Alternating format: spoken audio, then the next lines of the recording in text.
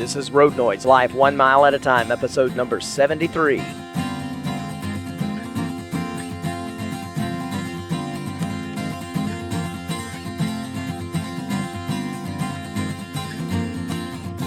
Welcome into another episode of Road Noise Live 1 mile at a time. I'm your host, Michael Blackston, and in this episode, we're just going to talk about what's happened the last couple of weeks, why I'm a little bit late getting episode number 73 out, all kind of technical troubles, and really not as much technical troubles as much as it is stupidity for the most part, on my part.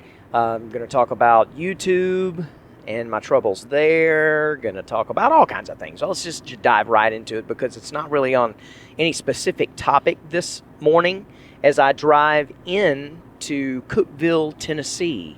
Now I'm going to give you a little bit more information on why I'm going to Cookeville, Tennessee. It is not to work. I'm actually being the collection agent this morning. Got a customer that has not paid me, and I'm driving to Cookeville, Tennessee to give him money. To be honest with you, that's exactly what I'm doing, and I'm not too far from it. But and I would have started recording this episode a lot quicker on this trip, but I'm just getting to where I was able to, and I'll tell you about that in just a little bit. But I'm on the way to Cookeville, Tennessee, and I'm almost there. Just came over the mountains, and it's a beautiful day. I'm looking forward to just a nice leisurely day. I was supposed to come back through Chattanooga after I do what I've got to do this morning, and there was going to be a portrait I had to do, but at the last minute, the customer did not give us all of the information that we needed. So I doubt that I'm going to actually be able to do that. And what that means is that if I can't, I'm going to end up traveling pretty much all day. I'm going back to Winfield, Alabama, and I'll be starting my work over there for the last 3 days of this week. It's Tuesday morning, and it's 8:56 Eastern Time. And you're sitting alongside me in the passenger seat as we learn to live life 1 mile at a time. If you're new to the podcast and you wonder what's all the background noise, well, that's just the noise from the road, hence the reason I call it road noise. And this is being released whenever, probably on a Wednesday. I'm maybe, if I have to travel, I may be able to take a moment and get everything edited and send this one out this evening, and I'm hoping to do that because I do not like to be late with this podcast. But on occasion, you have to be. On occasions, life happens, and that happened to me this week, and I was unable to get something recorded. What happened was last week, I thought I had brought everything, and I got ready to start recording the episode, and actually I was going to talk about, I wasn't sure what I was going to talk about when I realized this. At the time, I was just going to get everything set up, but I realized I had left half of my cables that I need to do this podcast at home. I'm setting up a studio, hopefully to get ready to start doing the My Everything Art Show, and I want to have a home studio where all I've got to do is make a couple of little adjustments because the mixer that I'm using has to kind of go back and forth between the car and the studio. But other than that, I want to have everything set up so I can just kind of plug and go. And I was messing around in that studio getting everything set up, and I thought I had grabbed all of my equipment to bring it into the car so that I could get road noise done. But then I noticed that I did not bring it all. And so I said, well, what am I going to do? Well, my next idea was, hey, I tell you what I'm going to do. This is a good opportunity to do one of the topics I've always wanted to do called So You Want to Have a Podcast. And I thought, what a neat way. One of the things I was talking about in that podcast was that anyone can have a podcast using pretty much the equipment you've probably already got on hand. Because even if you don't have a decent microphone, you've probably got one that came with your computer, one of those little cheap plastic desktop microphones. And even if you don't have that, if you have a smartphone, you have a fairly nice microphone right there in the smartphone. And a lot of people do their podcasts straight from their smartphones and iPads and things like that. And so I said, well, what I'm going to do is I'm just going to set up the video camera, and I'm going to record myself, and I'm just like I would normally do, except it's going to be videoing it, and it will serve two purposes. I'll be able to put it on the YouTube channel, and then I will also be able to rip the audio and try to clean it up as much as possible and show how anyone can have a podcast, even in the most difficult situations, even when you're thinking, I can't do it, So I said, this is a good opportunity. So I set up the video camera, and I had everything going, and I recorded it, and everything was great until I got to the house this past weekend and was ready to rip everything off of the computer and do everything that I wanted to do. Well, I can't figure out a way to do it. The video is there, and hopefully I'll be able to figure out how to do it. But for some reason, the video is not showing up when I plug the camera, or the smartphone, when I attach it to the computer with the USB cables. It shows everything else except the video that I took for that episode. And I don't understand why, because I've been able to pull all of the other videos, anything else I've ever done, I've been able to pull it off. But for some reason, this is not showing up, and I can't figure it out. And I had the worst night that night, because it seemed like everything I was trying to do just absolutely would not happen. I don't know if this is even going to be usable. Man, the road sounds awful. I started doing this and immediately hit road construction, and they've graded up the road so that it's just...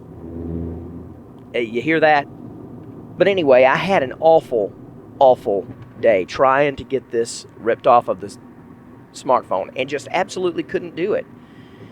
So I said, okay, well, I guess I'm just going to have to figure that out later and go ahead and do something different. I'll just have to let it be late, and I'll record it when I get started this morning, headed up to Cookeville. Well, I got in the car, and I got ready to go, and I said, okay, let's go ahead and do it. I thought I had gotten all of the equipment I needed, and it was still one cable that I missed and forgot to bring with me. And it's the one that connects the mixer to the computer, so that the audio that I'm putting into the mixer transmits to the recording software. So here I go. And all that is just a little printer cable. And I was like, now, if I'm going to do this, I'm going to have to go buy another cable, and it's probably going to be $20 at Walmart. Luckily, I got right outside of Chattanooga and got to a Walmart, and I went in. I needed to go to the bathroom anyway, and I went in and went to their electronics department, and lo and behold, that cable was only $4.88. So I picked up another one, attached it to the computer, tested everything out, and so far, so good, with the exception of the fact that this road is awful with the noise, so please bear with me. It looks like it might clear up ahead, just up ahead, so we'll see.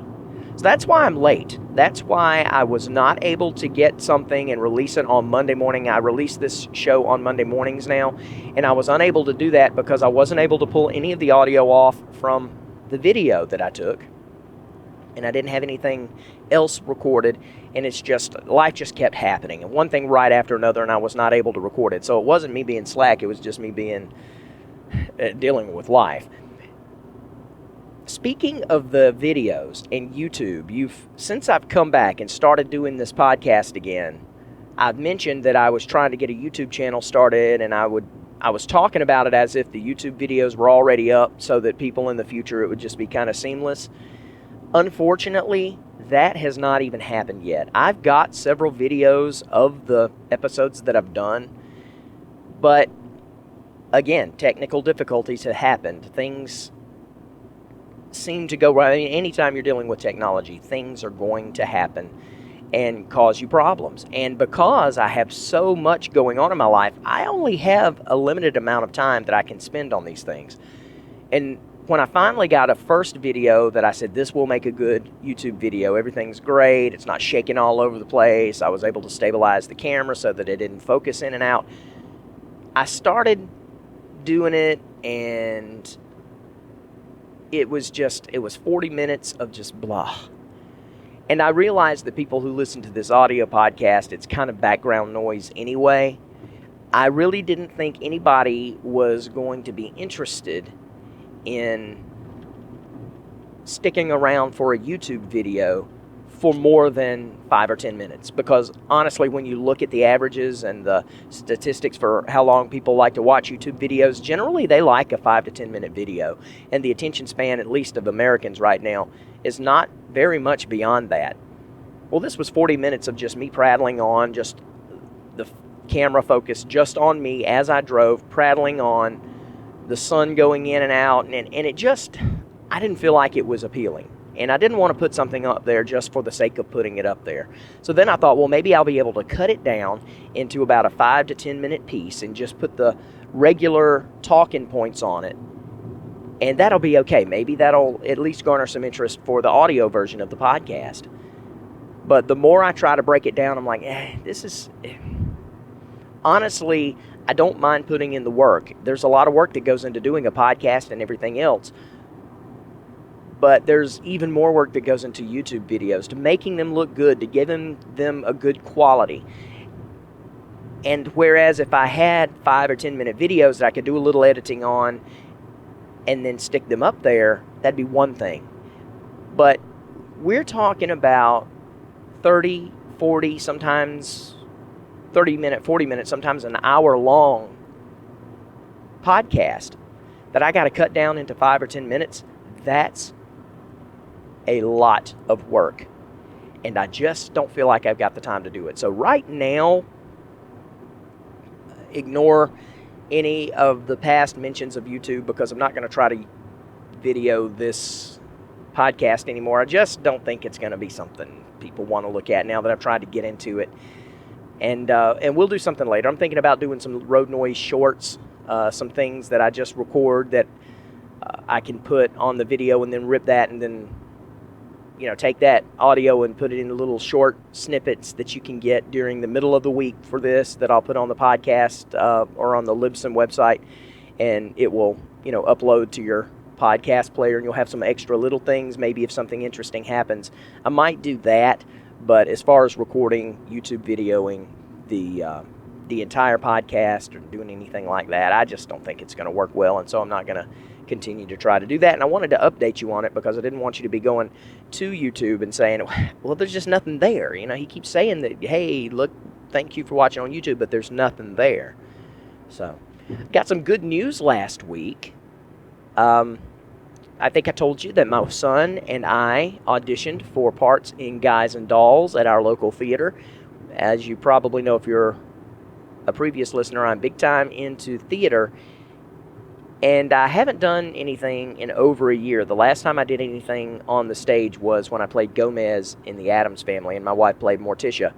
And I haven't done anything since. It's been over a year now, about a year and a half. And so now I've just had that itch. And Guys and Dolls came along, and while it's not my favorite show, in fact, for a while I said I hated it. But then I started thinking, hate's too strong of a word. I've been involved with lots of shows where I really enjoyed it once I got involved with it and actually fell in love with it. So why don't I give this a shot? And I'm missing the stage anyway. So we auditioned for Guys and Dolls, and my son got the part of Joey, which is normally an off-stage voice, but she's putting him on stage in a scene. So he got a small role there, and he and I are going to be able to interact as New Jersey guys. I play Nathan Detroit. That's the role I got, which is the big comedy lead. There are kind of two male leads, Sky Masterson and Nathan Detroit. And Nathan is the funny guy. Nathan Lane played Nathan Detroit when they revived it on Broadway recently. And that's the role I got. And I'm looking forward to that because I enjoy doing the New Jersey accent, especially the old-timey gangster New Jersey accent. This takes place in somewhere probably around the 30s or 40s. And then I also enjoy doing comedy. I really like that. There's not much singing involved with this.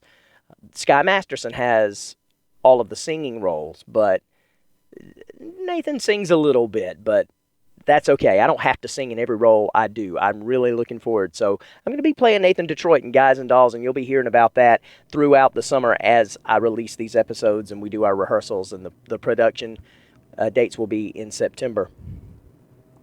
Another big thing happened to me this weekend. I finished my comedy ebook that is made up of all of the articles from the first year and a half of my comedy blog. I've been talking about it for a while. I did settle on Life is a Biscuit, Soppit, or Life's a Biscuit. Kayla said to hyphenate that, or not hyphenate, but do an apostrophe so that it was more casual. Life's a Biscuit, Soppit with the good gravy. And I sent her that title, and she loved it and said, that's perfect. And so I managed to get all of the editing and formatting down. I broke it down into different sections and put all of the different articles in the sections that related to them, had about 5 different sections of it, and wrote little paragraphs, funny paragraphs at the beginning of each section. And I got the cover art done for the book, got an about the author page done for the book, special thanks, table of contents, all the stuff that goes into a book. I've got it ready to go, with the exception of a few little changes I need to make, small things and formatting and a few editing things. Kayla's doing the final edit for me. She is very good at that. I usually would tell you to find a professional editor, but Kayla is absolutely phenomenal at that type of thing, and she catches everything. So she's going to be doing that for me, and in just a few weeks now, probably 2 or 3 weeks, I am going to be sending out links, and I'll have that book available to purchase. So if you're interested in it, it will be Life's a Biscuit, Soppit with the Good Gravy. It's a collection of comedy articles from my comedy blog, and it will say MJ Blackston. That's kind of my author tag is going to be MJ Blackston anytime I'm doing a book. And so after that, I'm going to get started with, I'm going to jump back into the editing of the second draft of Mr. Long Said Nothing, and that's the novelization of the play that I wrote several years ago. And so that novel is finished, and I'm in the second draft of editing, but I kind of put it down for a while because you need a fresh perspective on stuff like that, and especially a serious thing like a novel. I really wanted to get a fresh perspective on it, so I put it down for a while, and I'm going to jump back in now that I've got Soppit or Life's a Biscuit coming up already. Once it's ready to be published, and I'm going to be self-publishing it, putting it on Amazon, but I'm also going to make it available in hardback and softback as well as probably I'll be voicing an audiobook of it. So it'll be Life's a Biscuit, Soppit with a Good Gravy, read by the author. And you'll be able to get an audio copy of that as well if you would like one. And then that kind of brings me to the reason that I'm coming to Cookeville, Tennessee. And I'm almost there. I'm only a few miles away from Cookeville, and the guy that I'm going to see has no clue that I'm coming to see him.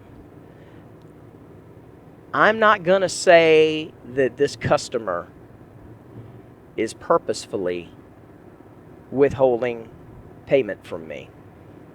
I don't know that he is. In fact, I think he probably is not. But I think it's just one of those things where the importance is not being put on getting it out to me. I don't bill.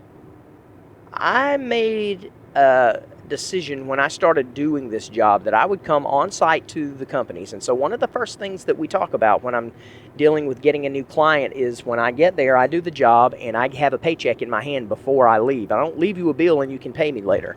You will write me a check before I leave. And if they're not good with that, then that's fine. We don't have to do business. I've got plenty of options. But I've decided to stop driving to Tennessee. And this client needed a job done, and I told him, I'm sorry, I'm not driving to Tennessee anymore. But in your case, if you've got an emergency, since we've done business before, I will go ahead and do it in Elberton. If you have, wherever you're getting your granted, if they're okay with me coming in there and doing that, I'll be glad to go ahead and do that. But, I'll have to bill you. I don't like doing that because generally when you do that, people take their own sweet time, or a lot of times. I've had some trouble when you bill people, at least in this industry, with them just taking their own sweet time and getting it to you, and you have to go through a lot of trouble to get paid for what you've done. And I'm not a materialistic person, and I'm not a shin kicker, but I didn't start my company wanting to have to do bill collection. I did bill collection when I was early on in my marriage, a younger man, and I hated it from day one. I did it for 2 years. I was one of the guys that annoyed you calling you on the phone, and I hated that because I always felt like it was ridiculous the way we were treating people. And it has put a really sour taste in my mouth for having to collect money. It's one of the reasons I never wanted to bill from the start with these customers. But I sent this bill out on May the 2nd, and I've already been told a couple of times that it has been mailed out, and it has not been mailed out. It's been over a month, and I've checked, and it is nowhere to be seen in any of the post office hubs that it would go through. And so, since I had to come to Chattanooga anyway, I said I'm going to, first thing in the morning, drive up and surprise this customer, and I'm going to just tell him to write my check. And hopefully that will happen. If I can remember, I'll update you and see, let you know how that turned out. But, it's important to me that, when someone calls me and asks me to do something, I do it. And if I get behind on it, I apologize, and I get right on it and get it in a timely manner, if at all possible. And if not, I'm in contact with them as to why. I can't stand it when I'm told one thing and it ends up being a lie. I take that personally, and I will drive and spend more time than it would cost just to let the money go. In other words, the amount of money that this is, yeah, I need it, but it's probably not really worth my time going up here. But the principle of the thing is, and that's just the type of person I am. I will meet you eye to eye, and I'm not going to be able to make this guy pay. If he says I'm not paying you anything, or I sent it and you're just too bad or whatever, I'm not going to pursue it. I mean, it costs too much with legal fees and all that stuff, a lot more than the check is worth in the first place. However, he's going to look me in the eye and tell me that. So that's just the type of person I am. So that's what I'm going to do, and we'll see how that turns out. Before I go in this episode, let me tell you about the STD review. What? Yes, the STD review. Stuff to Do review. And this is for a movie I recently went to see. In fact, I saw it Sunday morning. Didn't go to church. Kayla forgot to set her alarm clock. And she's the one that sets the alarm, and that's what we get up by. And for some reason, whatever reason, we got in late Saturday night. She just forgot to set it. We went to bed thinking we were getting up to go to church and that we were going to go see the movie after church. But when we woke up 15 minutes after church had already started, we said, well, that's that. So we'll go ahead and go see an early showing of the movie, because she looked and they were showing one at 11:15. And the movie is Wonder Woman. Wonder Woman. I loved it. DC has not been my favorite movies. In fact, here in the past, when Marvel movies are coming out, anything now that is coming out with from Marvel, with the exception of Deadpool, because I just can't, it's just too much pervasive language in that for me. If you liked it, that's fine. But for me personally, I just don't care for that type of thing. But other than that, and Logan that came out recently had a lot like that, and I almost walked out on that one. But for the most part, Marvel movies excite me. From the X-Men movies to the Spider-Man movies to all of the Avengers and all of that stuff. I love them. I love the way Marvel does their movies. However, 180 degrees from that is DC, in my opinion. I have not cared for anything DC has done. I even was not crazy about the Dark Knight movies.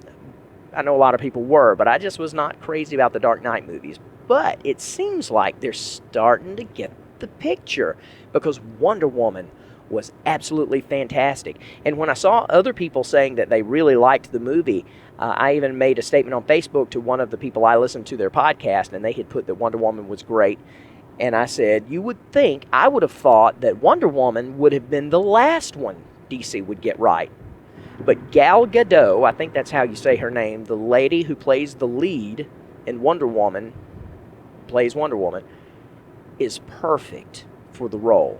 And just the way they did it, I saw somebody else on Facebook last night who said something very succinctly for me. I thought it was a perfect description. They said that Wonder Woman was the perfect marriage between Thor 1 and Captain America 1, because it takes place in World War I, and so you got that whole kind of same feel that Captain America had, but at the same time,